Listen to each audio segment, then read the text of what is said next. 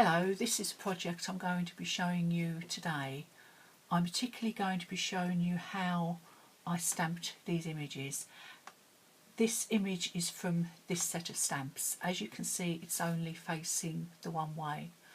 I'm going to be showing you how I stamped it so there was a mirror image of it facing the other way for my card. I used the square plate out of this Gelli press set to reverse the image on the card that I showed you earlier. This is a very simple technique, and Laura thought of it while I was demoing these at Ali Pali last weekend.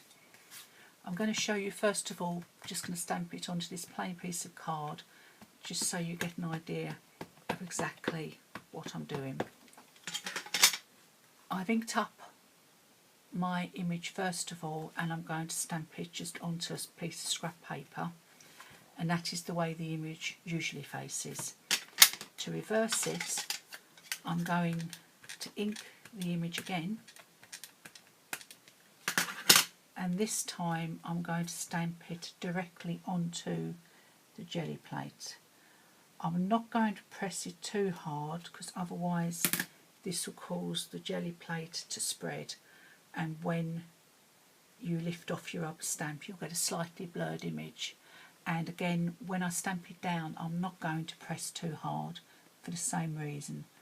I'll line it up as if I was direct stamping onto a project, because you can see exactly where you're going to put it as well, which is a good thing.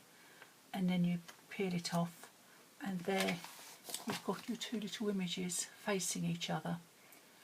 I have used black VersaFine ink because that's a nice oily ink and it takes longer to dry. I have done it with Ranger archival ink, but because it's a faster drying ink you didn't get such a black second image. It still looked okay, but I just prefer the blackness of the VersaFine, especially if you're going to colour it in. For the project you saw earlier at the beginning of this video, I stamped my images onto a piece of Gelli print that I just used to mop up when I was stamping directly into my journal. Again, I just inked my stamp and pressed it onto my Gelli plate. If you've used this to stamp before, just rub it over gently to make sure there's no residue of the image left. You can see my thumb's gone quite black there. If I'd have inked this again, pressed it onto my Gelli plate and just stamped with it, I probably wouldn't have got that stamp in exactly the same place on the Gelli plate, and when I stamped it I would have got a little shadow of my image. And there they are, exactly mirror images. I really do love this technique. It's simple and it's really easy, and it's one of those things that I really wished I'd thought of. I've now cut out my images and I've stuck them in place on my card. I finished my card with a border.